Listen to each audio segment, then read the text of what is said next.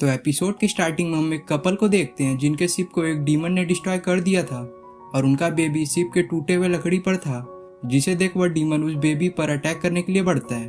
पर तभी उस डीमन पर कोई अटैक करता है जिससे उसे पीछे हटना पड़ता है और वह बंदा जिसने अटैक किया था वह एक ओल्ड मैन था जिसका नाम मास्टर जियान होता है, जो आते ही उस बेबी को अपने पास लेकर किसी खतरनाक फॉर्मेशन का यूज करने लगता है, जिससे वहाँ एक बहुत बड़ा फॉर्मेशन बनकर तैयार हो जाता है जिसमें से थंडरिंग करते हुए एक ड्रैगन निकलता है जो कि उस डीमन पर अटैक कर देता है, जिससे वो डीमन फाइट करने की कोशिश करता है।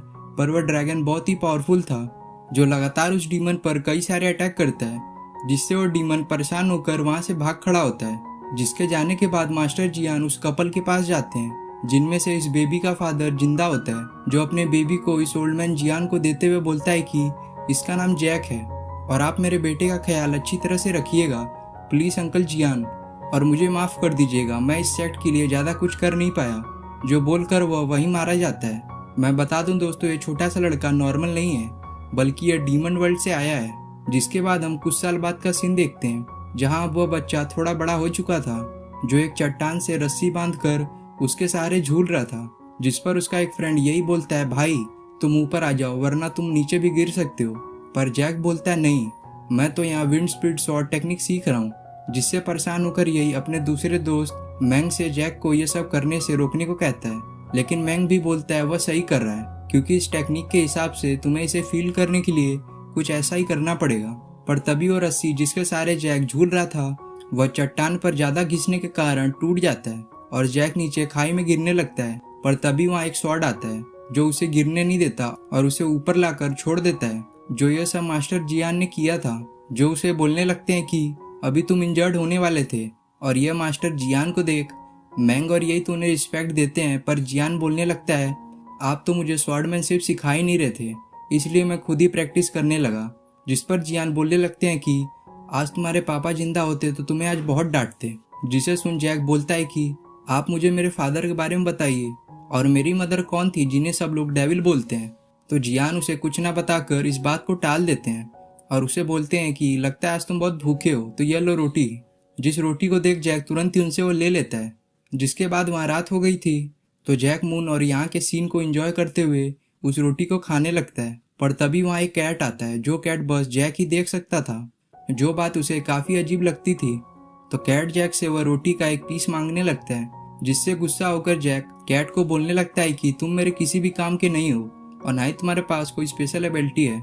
जो वह बोल ही रहा था इतने में वह कैट उस रोटी का एक पीस छीन कर खाने लगता है, जिस पर जैक उस पर बहुत गुस्सा होने लगता है। जिनको ये सब करते हुए एक बंदा दूर से एक पेड़ पर खड़े होकर देख रहा था।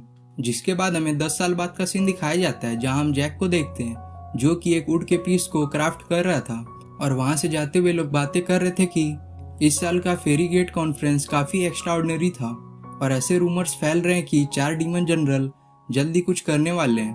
पर हमें इन बातों से क्या करना है, हम लोग तो आज सुआन पैलेस की प्रिंसेस को देखने जा रहे हैं जो जल्द ही सिटी में आने वाली है। जिनकी बातों को जैक दूर से सुन लेता है और एक स्माइल पास करता है। जिसके बाद हम यही को देखते हैं जो मास्टर जियान को एक लेटर देता है जो जैक छोड़कर गया था, जिसमें लिखा था कि मैं जैक अब कहीं भी जाने के लिए फ्री हूँ और अब मैं इस सॉर्ड स्पिरिट आइलैंड को छोड़कर कहीं और जा रहा हूँ। जिसे पढ़कर मास्टर जियान गुस्सा हो जाते हैं और उनकी बॉडी से एक ऑरा रिलीज होता है। पर तभी दूसरे मास्टर लिन सियान उन्हें शांत कराते हुए बोलते हैं कि इसमें कोई टेंशन लेने वाली बात नहीं है, मैंग तो वैसे भी वैनक्विन सिटी में जा ही रहा है और वहाँ वो जैक को भी ढूंढने की कोशिश करेगा। जिस बात पर मास्टर जियान शांत हो जाते हैं। जिसके बाद हम मास्टर इंसान को देखते हैं जो एक पोर्ट के पास आकर उस पर मैजिक करता है, जिससे वहाँ पर एक डीमन समन हो जाता है जिसका नाम बाई होता है। जिसे लिंसवान बोलता है कि टारगेट सॉर्ड स्पिरिट आइलैंड से निकल चुका है तो तुम उसकी अच्छी तरह से खातिरदारी करना। जिससे हमें पता चलता है कि यह मास्टर लिंसान बिल्कुल भी अच्छा आदमी नहीं है और इसकी कोई इविल इंटेंशन है।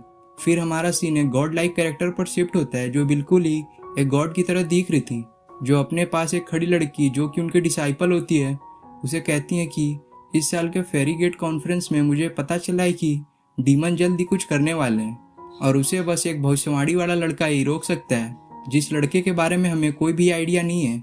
इसलिए तुम शायर के साथ टीम अप करके उस लड़के को जल्द से जल्द ढूंढ निकालो। जिसके बोलते ही वहाँ पर शायर आती है जो बोलती है, टीचर, हमारे शिप में जो शॉर्ट स्पिरिट आइलैंड से बिलोंग करने वाला बंदा घुस आया था वह जैक है, जो हमारे हाथों से निकल चुका है।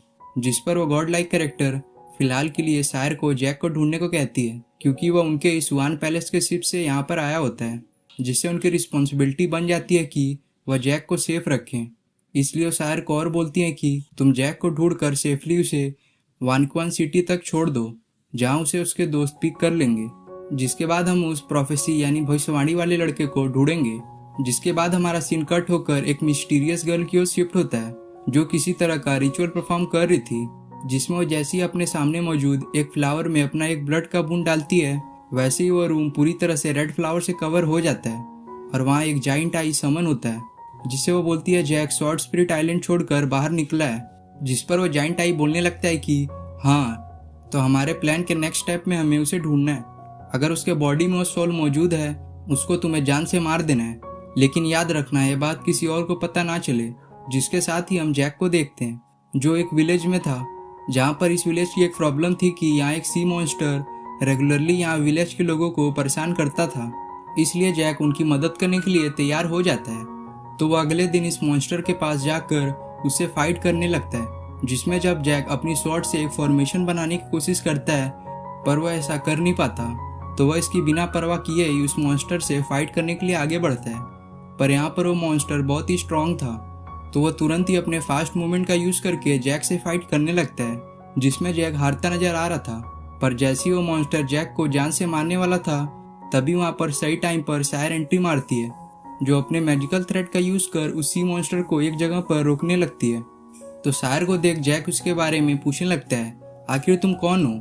जिस पर सायर, जो उस मॉन्स्टर की तरफ उसे मारने के लिए आगे बढ़ रही थी, वह यह बात सुनकर वापस जैक के पास आती है और उसे बोलने लगती है कि एक तो तुम बिना पूछे हमारे शिप में घुस आए और अब पूछ रहे हो कि तुम कौन हो। जो बोलकर वो जैक पर बहुत गुस्सा होने लगती है, क्योंकि सायर को तो उस भविष्यवाणी वाले लड़के को ढूंढना था, पर वह जैक की वजह से उसे अपने टीचर से इसे प्रोटेक्ट करने का काम मिल गया था। तो सायर जैक को बोलने लगती है कि मुझे कोई शौक नहीं है तुम्हें प्रोटेक्ट करने के लिए, ये तो मेरे टीचर ने कहा, इसलिए मैं यहाँ पर आकर तुम्हें प्रोटेक्ट कर रही हूँ। जो वो लोग बातें कर ही रहे थे, उतने में वो सी मॉन्स्टर वहाँ से गायब हो जाता है, जिसे देख वो दोनों हैरान हो जाते हैं। जिसके दिखाती है एपिसोड यहाँ पे ख़त्म हो जाता है।